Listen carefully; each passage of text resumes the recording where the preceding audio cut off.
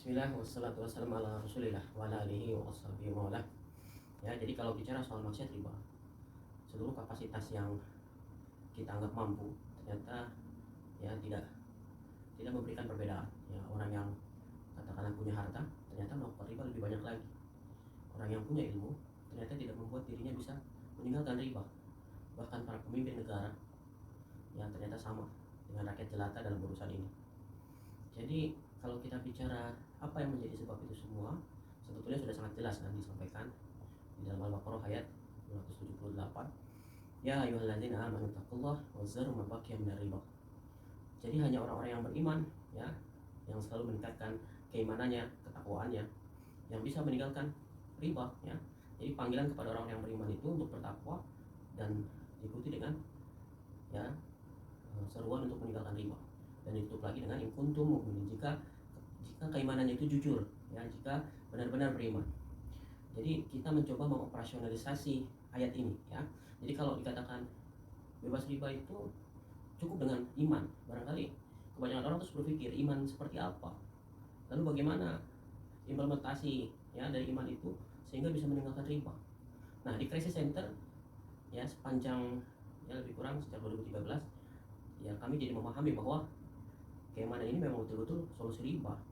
Jadi kalau kita bicara iman, kita bicara tentu saja keyakinan kepada hari akhir. Kita bicara tentang bagaimana perintah dan larangan ya yang harus kita laksanakan. Jadi kalau bicara keimanan itu, ini bicara juga soal amanah kita sebagai hamba-hamba Allah, bahwa kita diciptakan ya tentu untuk beribadah kepada Allah ya.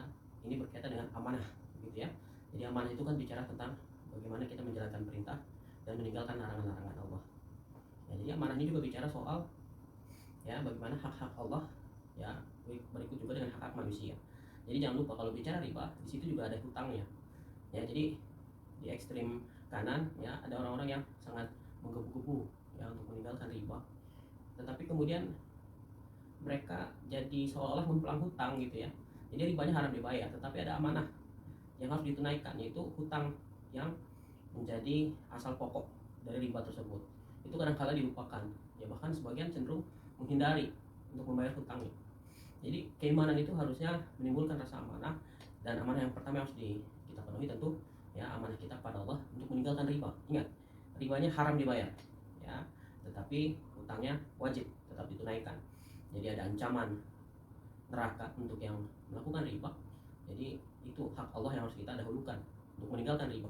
Tetapi juga ada ancaman tidak masuk surga buat orang-orang yang ya ngemplang hutang. Jadi jangan sampai lari dari ancaman neraka kepada ancaman tidak masuk surga ya, begitu. Jadi kalau sudah begitu mau kemana? Jadi keimanan yang pertama kalau bicara soal mengoperasionalisasi ayat tadi adalah bicara tentang amanah, bagaimana hak-hak Allah untuk kita diperintahkan meninggalkan riba, itu kita penuhi lebih dulu ya. Hai orang-orang yang beriman, bertakwa kepada Allah, tinggalkan sisa-sisa riba. Dikatakan ya sisa-sisa, apalagi yang masih utuh ya, apalagi yang kemudian mau dilakukan lagi, jangan ya. Ini memang bicara tentang bagaimana buat orang-orang yang sudah terlanjur. Lalu kemudian ditutup dengan in kuntum mu'minin, jika kamu benar-benar beriman.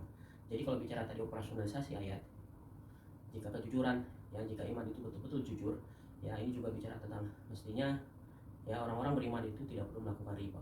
Buat yang belum terlanjur, lalu buat yang sudah terlanjur ya, sebetulnya ya kita bicara untuk solusi riba ya, iman ini pada akhirnya bicara tentang sabar ya dan atau ta'awun begitu ya.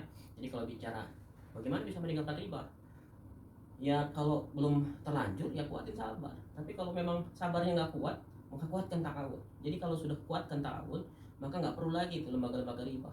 Orang bisa saling memenuhi kebutuhan satu dengan yang lain asal mau bersabar atau dikuatkan ta'awunnya.